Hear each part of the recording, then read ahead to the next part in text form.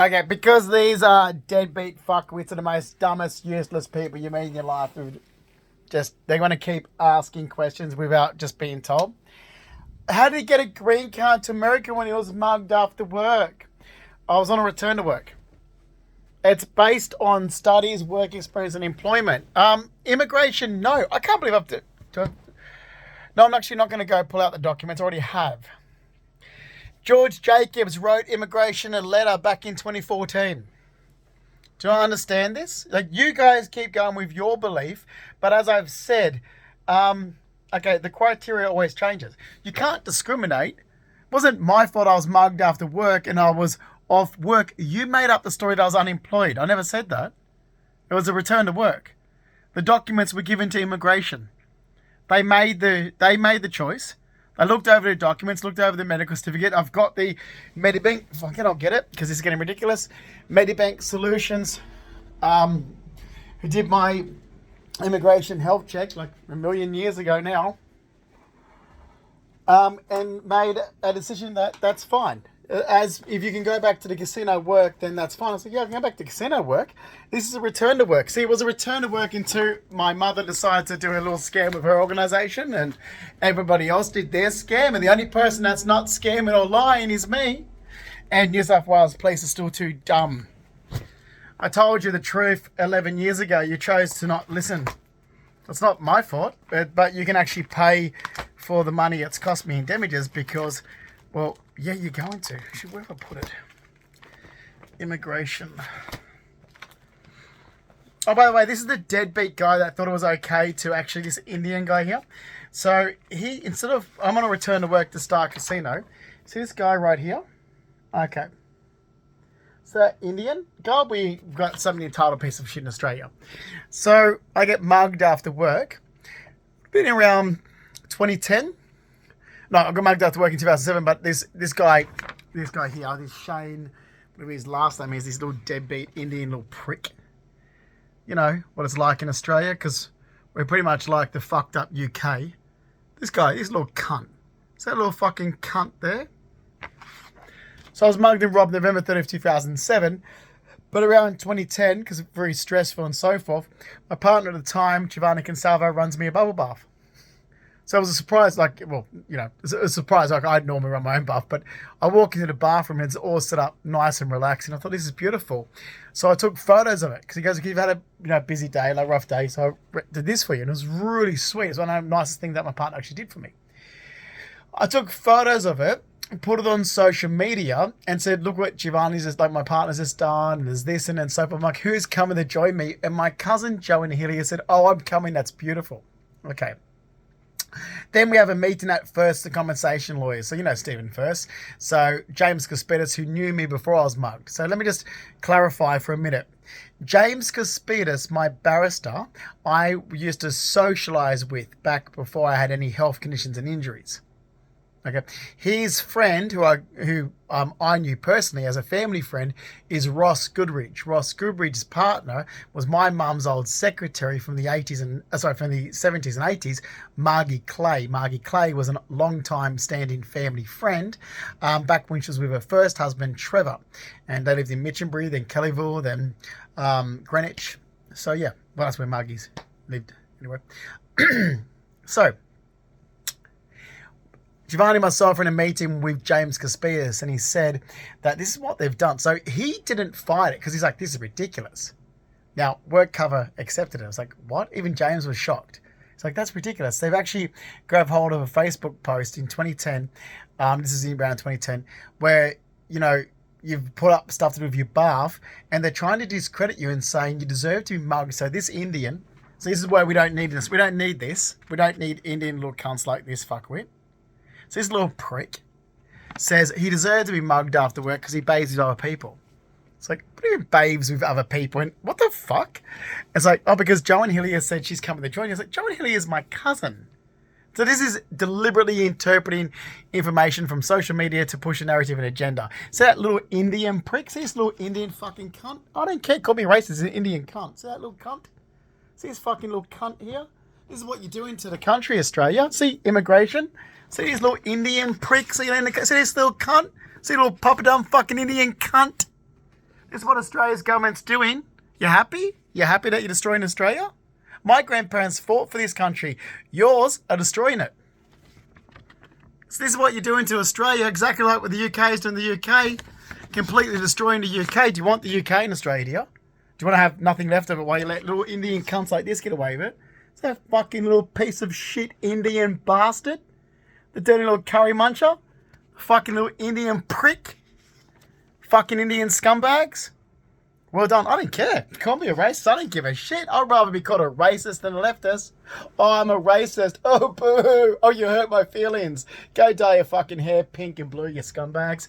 Call me racist. He's an Indian fucking little cunt. This is what you're doing to Australia with immigration. You're ruining it. That guy defamed me, and my idiot solicitor sat back and thought, oh, that's ridiculous. I'm not going to listen to it. Well, they did. It's like, are you kidding me? So you're saying I deserve to be mugged on my way home from work because I bathe with other people? That's insane.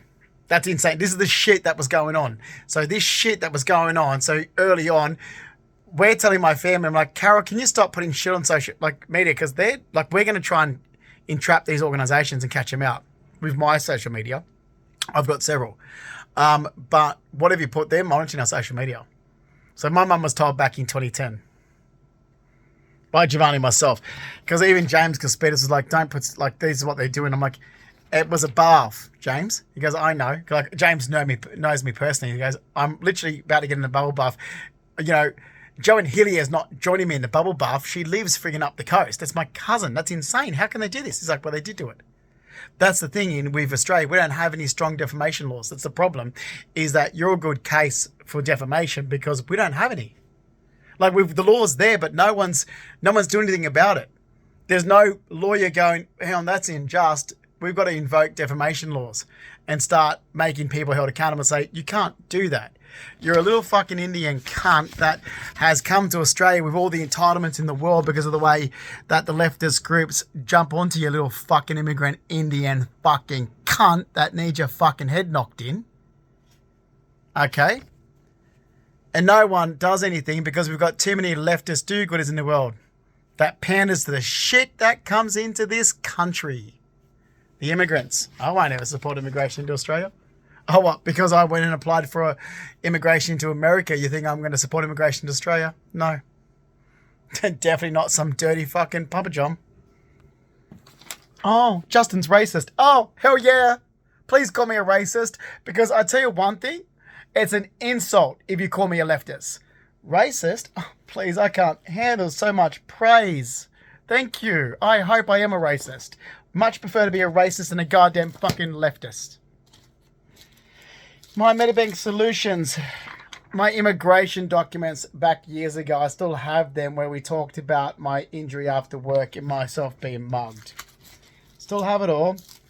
And here's they've got the original. That's, as you can see, that's George Jacobs' handwritten letter to the US immigration. So when you want to carry on and go, but how? Well, it's not by even asking that question, you're breaking privacy laws. It was between myself and the US government. It's been discussed. Okay? It was discussed. I started immigration 15 years ago. They knew well and were well aware that I was mugged after work.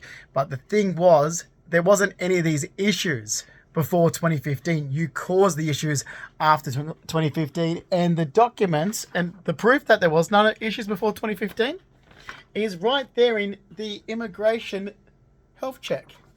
And actually, literally, we're going back and forth. So even with their own statement, which is here, I had to go and check it and write it in red pen to say, look, that's not what I reported. So we need it. So it was transparency. So here's Medibank Solutions. You know, that's my details and so forth.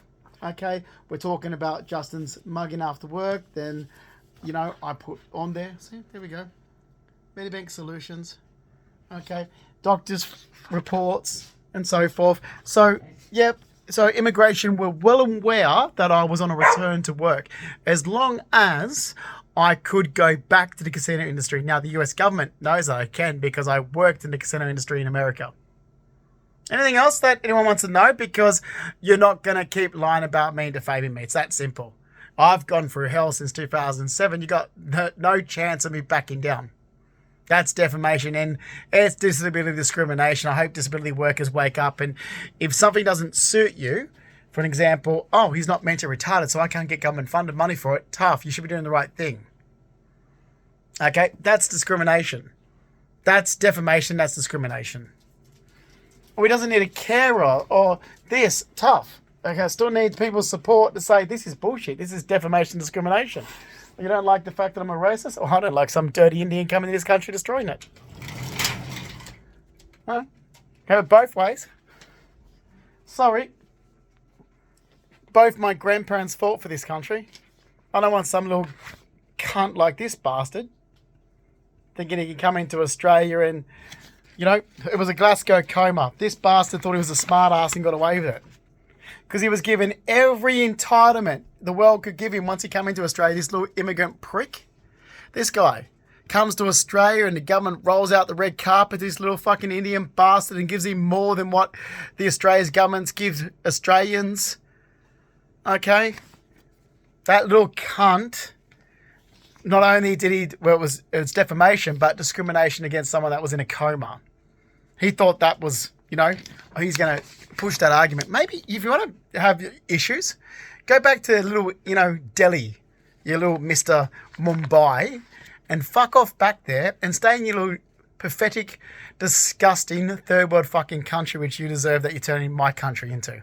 How about that? Go on, leftists. Please do call me a racist. Like I said, I would much prefer to be called a racist than ever someone that supports the left.